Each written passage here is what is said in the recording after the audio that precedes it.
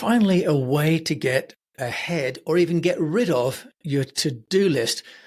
So many of us are getting a little bit overwhelmed by just the sheer volume of work tasks there are to do, especially if you've got children and a job and all the other aspects of life. But my guest today has got a solution for you.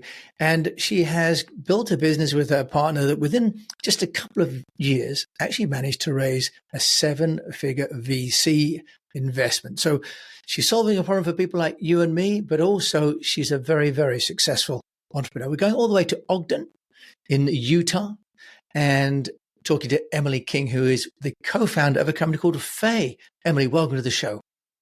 Hi, James. Thanks so much for having me. Well, you're welcome, because you're going to help me and other people to get ahead of our to-do list. How have you built Faye? We're going to talk about the business itself, this dual marketplace, and how you get both the client and the advisor on the platform. We're going to talk about how you raised money so quickly for the business and who have been some of the interesting sort of hiring opportunities and solutions that you found in building up Faye for your business. So, Emily, tell us first of all about Faye. What is it and what problem do you solve? Yeah, so Faye is a marketplace that connects busy people, busy families with local family advisors who help you manage your mental load. The whole idea is that those of us who have really complex lives, which are a lot of us, just don't have much time or energy to manage our own personal life. And at work, executives have an executive assistant, or better yet, a chief of staff. But we don't give ourselves that in our personal life.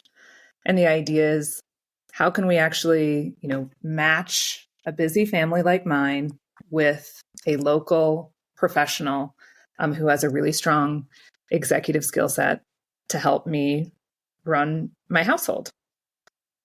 I love that. And you talk about chief of staff, and I'm assuming in light of recent events that privacy and security and confidentiality, we have to cover that for your chief of staff. I'm sure isn't sending messages. A new meaning. Yes. Yeah, isn't sending messages to people that shouldn't have them.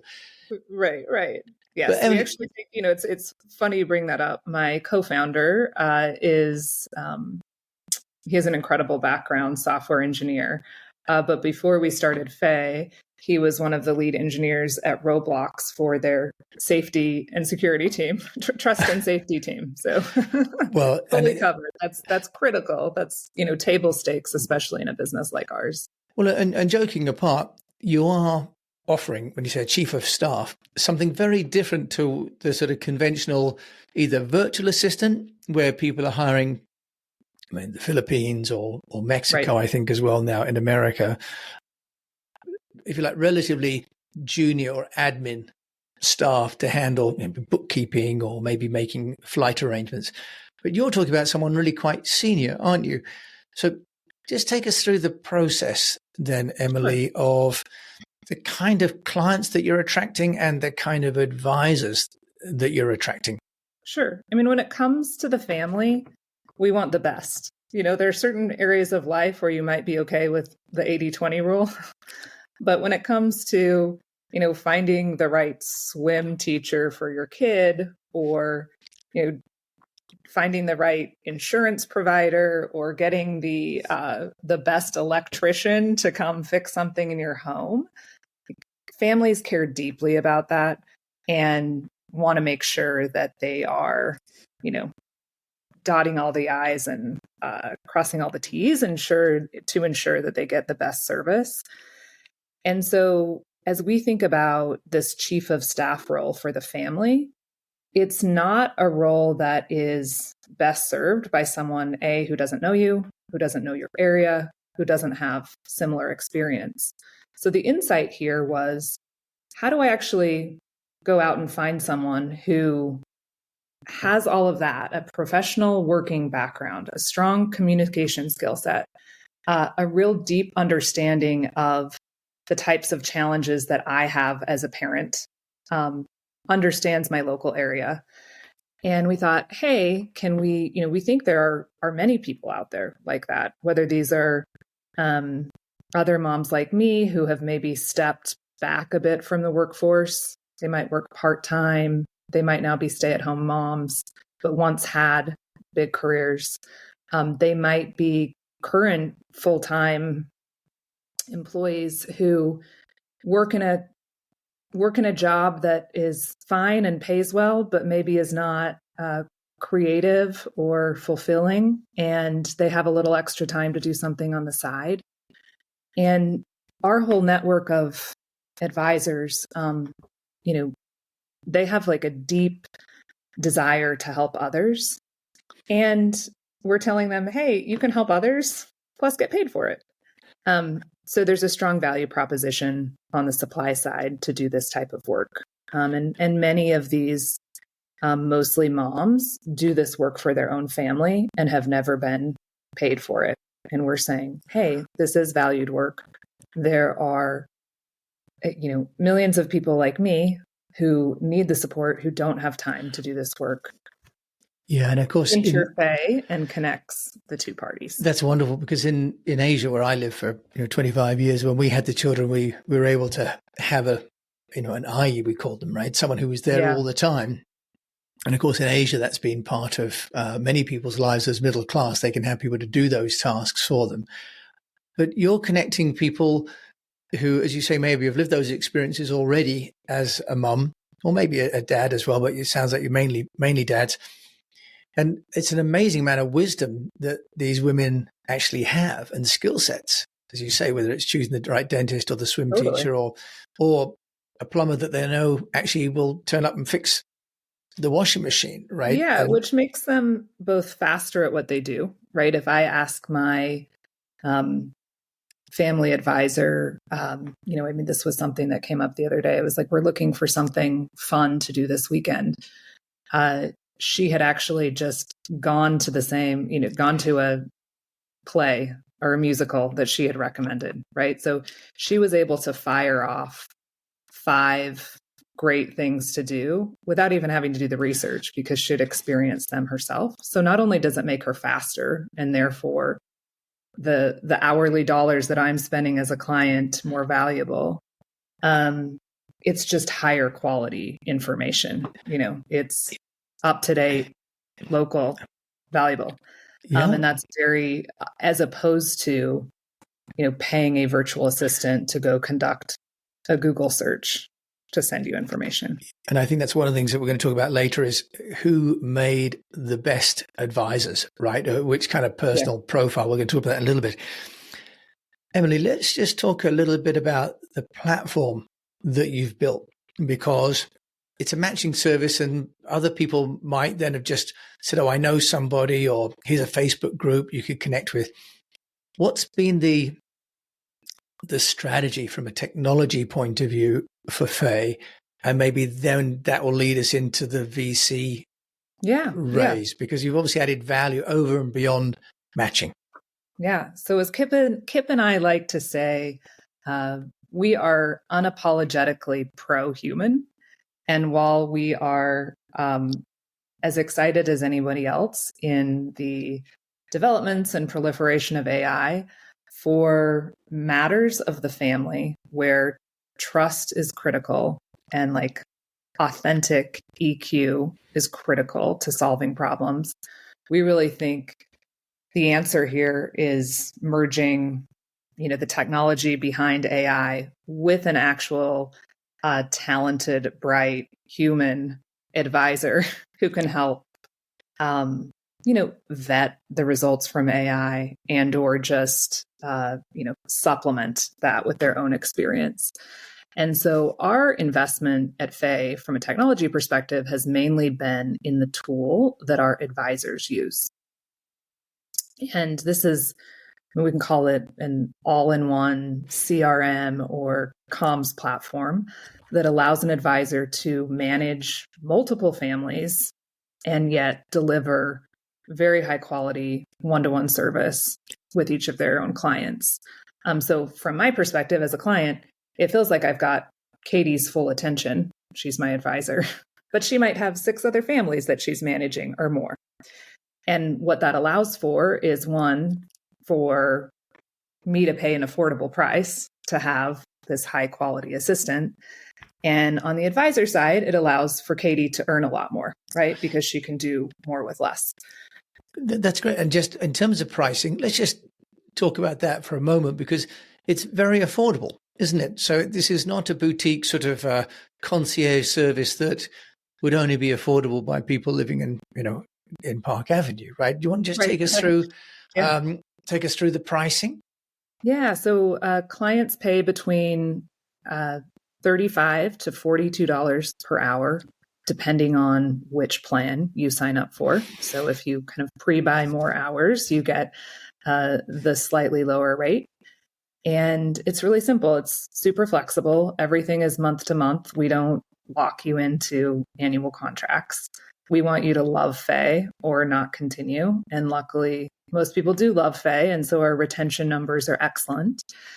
But there's a lot of flexibility in terms of working with a family advisor.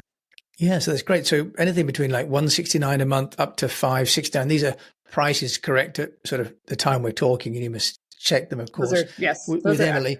but the point is, if you are a busy executive, you're probably making a couple $100 an hour, right? I would think, or more. At which point the service is paid for itself, right? The opportunity cost in an hour, depending on who you are. Which is interesting. What we've found is the value prop for entrepreneurs or consultants or any of us who are like acutely aware of what our time is worth, especially from an hourly perspective. We have a lot of female attorneys and lawyers. And I tend to think that's because they're sitting and doing the math like, 1 hour of my time might pay for an entire month of support. Like this is a no-brainer. Yeah. Why would I not do this? Yeah, exactly, Emily. And talk about value proposition. Let's move on. So we understood you've got a model. You could just share with us how you're attracting the two halves, because in any SaaS platform, you've got to get the clients and the advisors, or the buyers and the suppliers, whichever way you want to look at it. Take us through how you're getting enough, if you like, advisors to service the clients and enough clients to make it worth getting advisors on board. Yeah, I know that can be really tricky sometimes with marketplace businesses. We have been fortunate in that both our supply and demand have very similar profiles. They tend to live in the same areas and, live in the value of their homes are very similar. So this is really like a peer-to-peer services marketplace, which means we can advertise to one cohort and acquire the other side effectively for free. Which from a business perspective, if you're only paying customer acquisition costs on one side of the marketplace, that becomes obviously a lot more attractive to investors, but also just to your unit economics. When you say advertising, just take us through that, Emily, because I can imagine there's a big word of mouth and then there is reviews. But how do you keep that momentum going and getting some more scale? Yeah, I mean, I think we find clients in a lot of different ways. Our 3 kind of most common paths. One is like what you said, word of mouth, clients recommending other clients, whether that's a mom who's seen a lot of success with Faye and she brings it up with the other soccer moms at the game on Saturday, or at a dinner party. There's a lot of actual physical word of mouth, people talking about us out in the community. And that is a major source of growth for us. The other has been, investing in paid media.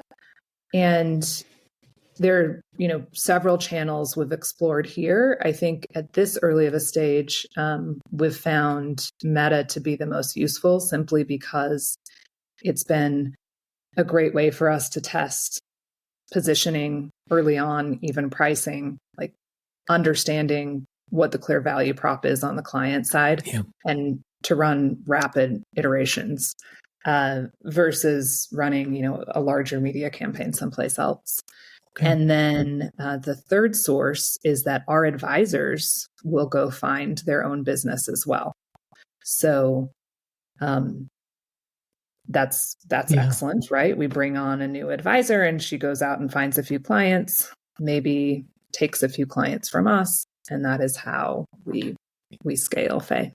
Nice. And presumably it's almost a bit like a franchise for your advisors. Do they get a geography, or they get a sort of a number of houses or a postcode or something to stop people? Yeah, we don't. Kind of one of our core principles at Faye is that we're collaborative, not competitive, and helping each other actually sort of raises, is good for everyone.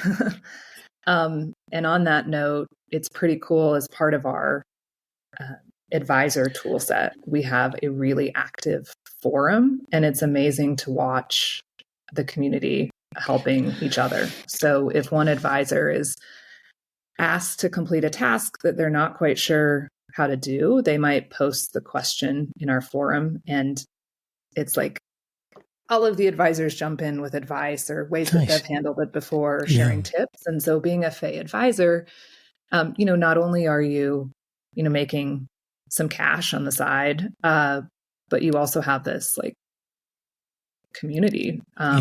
Friendships have been built throughout that. And it's like, you're in this with others, which I think is really special. Great. As you say, probably because you've got pretty much an unlimited demand, it sounds like. I mean, there are so many people there that need that. And in the old days, people had their relatives around, right? I mean, and also again in China, we had aunts and grandparents. And so there were always extended families. And that isn't the case anymore, is it? So people are getting to be part of a community, but connected with other people that are also coaching each other. It sounds like you're meeting a social need as well. Yeah, I think, advisor to advisor, there's community being built. I think there's also really strong connections happening between client and advisor. Like I said, they tend to be of the same kind of socioeconomic class, similar backgrounds. We try to match, based on some attributes, and like real friendships and partnerships are created between clients and advisors. In fact, my advisor was telling me the other day that one of her clients, she's based here in Ogden, but she lived in San Diego for quite a while, and she has several clients in San Diego. She's going to San Diego for spring break, and they're going to meet up and hang out as families. And I'm like, that is so cool. That's very nice. That's Faye. Yeah, and I'm sure we've got 101 stories like that, which is brilliant. But Emily, let us move on though, because you're meeting some great needs on both sides of the marketplace, but also in the marketplace for money. You've gone out and raised money, a 7-figure. You haven't issued a press release yet, so we can't say exactly how much it was. But the very fact you've raised money within just a couple of years of getting a marketplace going is incredible. Could you just tell us, what was the process? What did you and Kip do to raise money, and any lessons that you can share from that? Yeah. So we, raised this first round in October of 2023. Was it? Yes. Which was a really, really, really tricky year for fundraising. In fact, Kip and I decided to go into business together and lean into this idea about a week before the whole SVB debacle. That's Silicon Valley Bank, by the way, for anyone that isn't sure. I mean, it's come and gone, but yes, which some people forget.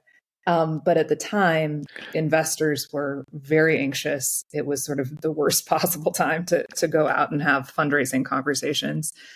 And so Kip and I decided, both from a perspective that it wasn't a great time to go raise venture capital, but also because we wanted to, be confident for ourselves that this was the right business opportunity to pursue.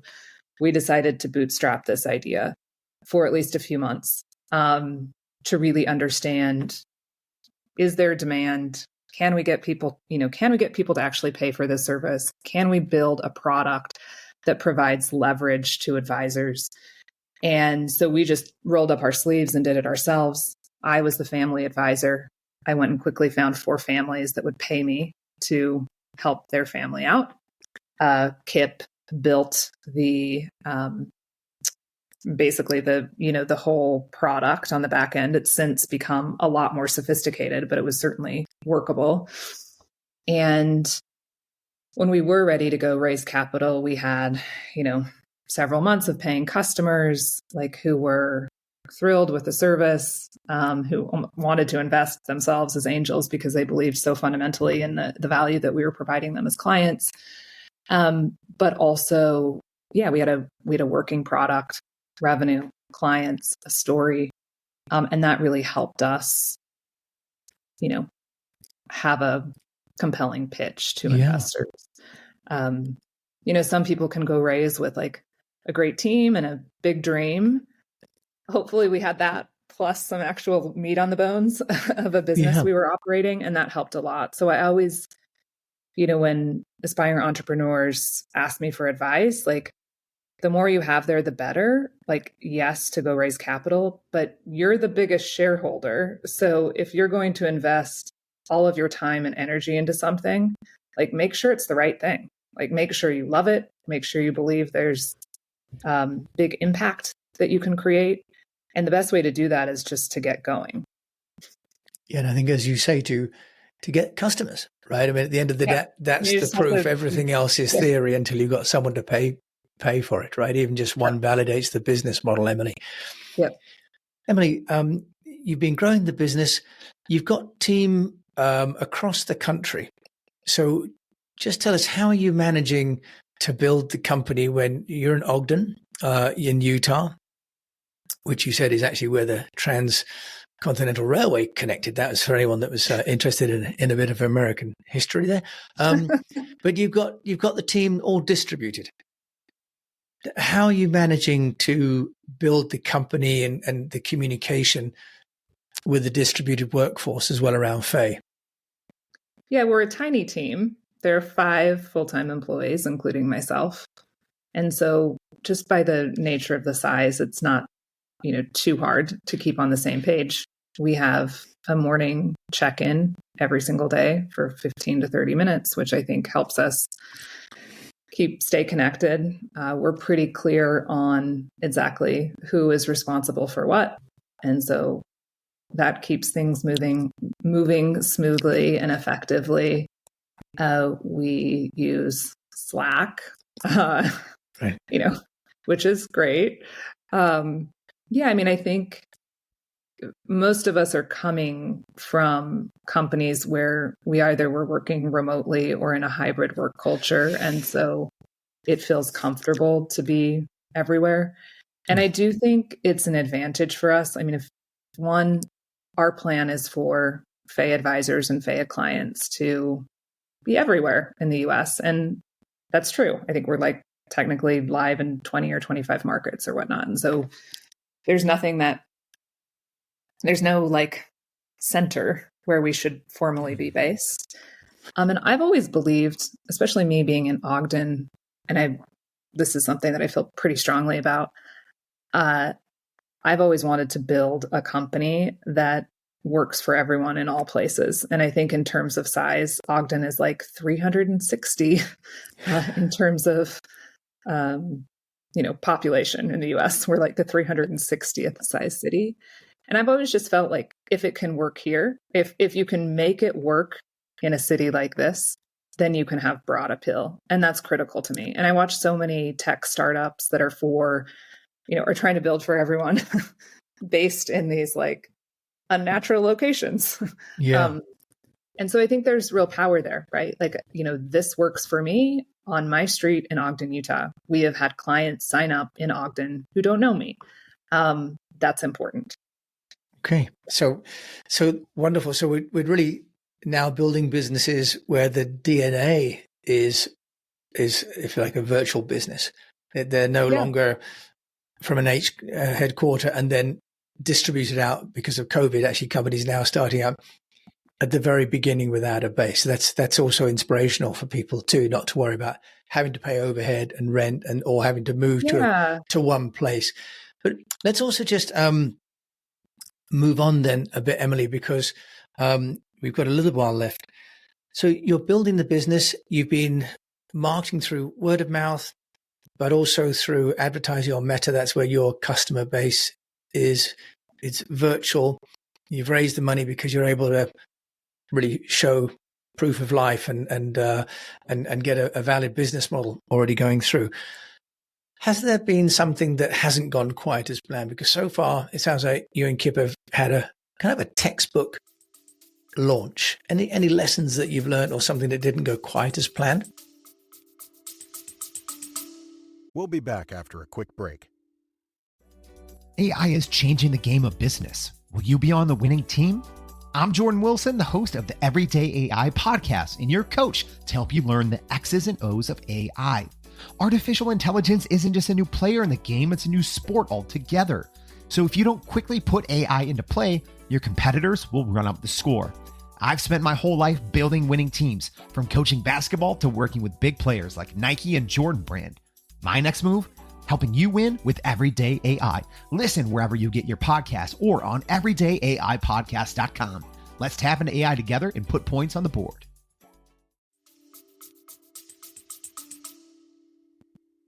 Well, I think, there's always messiness, right, underneath the facade.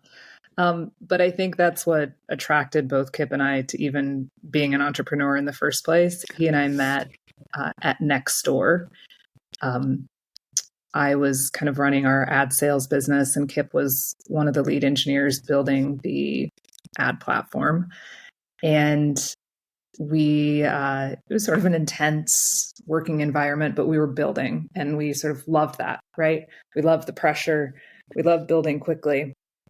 And so, yes, there have been certainly plenty of tests and plenty of failures in this first year as we've, created this business.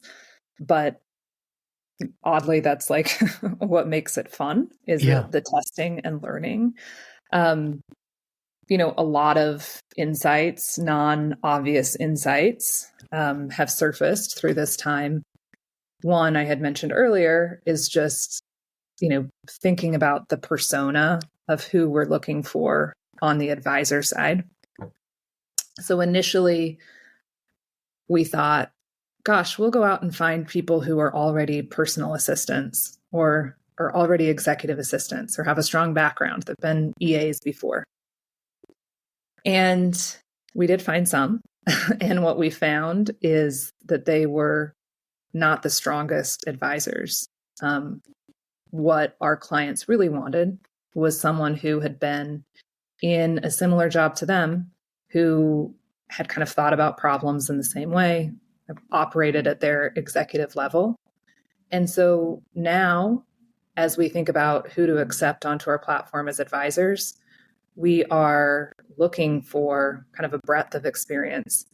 And some of our strongest advisors are former lawyers, data scientists, current data scientists, project managers, which you'd expect. I mean, you're managing a lot of moving pieces, so that makes sense.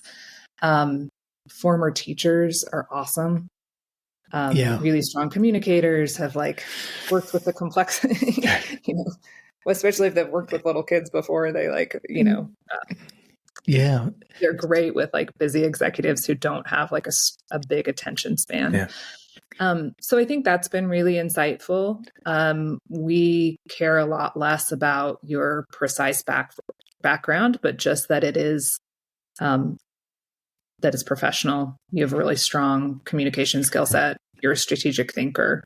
And that means that we have advisors from a wide array of backgrounds. Yeah, that's interesting, Emily, that you can go out thinking that you're going to need one kind of person, just like people think they might have one kind of client. And then it kind of meets reality and that you change a little bit. Yeah. And on the client side, what's interesting there too is we really positioned this initially, and still frankly position it in this way, that this service is for busy families. Our kind of our our key customer profile is like a dual working, dual income family with kids under 18. And that is the majority, because we've been marketing to them, that is the majority of our client base. But even with this family forward messaging and like branding, 30% of our clients don't have kids. Many are single. So, I mean, that I think has been a bit of a surprise as well, but it has just further, illuminated the fact that really everyone can use this type of support. Yeah, which makes the market that much larger. Yeah, Emily, and I'm sure Faye's got an amazing future. So a couple of quick questions for you. One, very briefly, a top tip that you would give any aspiring or unnoticed entrepreneur? I mean, just keep at it, right? It's like, wake up. I think you have peaks and valleys, and, something great happens today, something, tricky could happen tomorrow, and just like sticking with it, I think is, common advice. So nothing new there. But I will add that if you're feeling, I guess my other piece would be is if you're considering becoming an entrepreneur, I wanted to start a business. I was convinced I wanted to be an entrepreneur at 25, and I did not start this business until I was 41, because I felt like, there was always another job that came up, or, I needed to build more experience. And it's amazing once you finally, if you are feeling that way, once you finally kind of take control and do the thing that you wanted to do, which in my case was build something. It's incredibly invigorating. And, so if you are thinking about taking the leap, do it.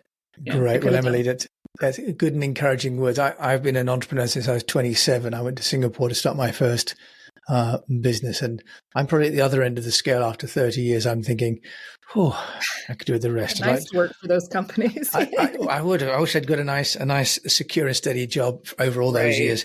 I'd probably have a few less wrinkles. Emily King, one book or blog that you would recommend for people?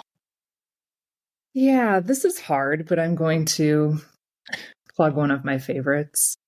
It's a very short book. It's a great book to give to someone. It is called This is Water by David Foster Wallace.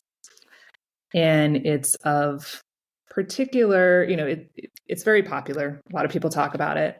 I was lucky enough to hear, so it was a graduation speech originally that has been turned into a book. And I was lucky enough to hear it delivered firsthand at my college graduation in 2005 from Kenyon College.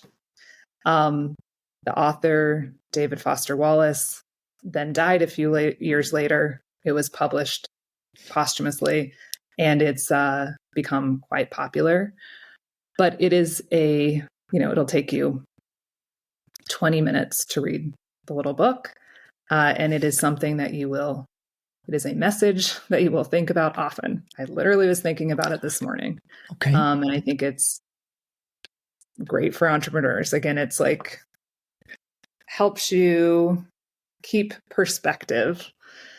I will leave it at that, but it's an incredibly powerful. Okay. David Foster Wallace. To it. Yes. This is water. This is water. And if you would like to drink from the cooling tower that is Faye and get rid of all their problems, how can they get hold of you, Emily King? Yeah. So our website is Find Faye, www.findfaye.com. So that's the easiest way to learn more about us and sign up. You can sign up for a free consultation, or you can go ahead and sign up for the service. If you want to reach me, I'm Emily at findfaye.com, and would love to help you or your family out. Or if any potential advisors are listening to this podcast, we're always looking for talent on the supply side as well.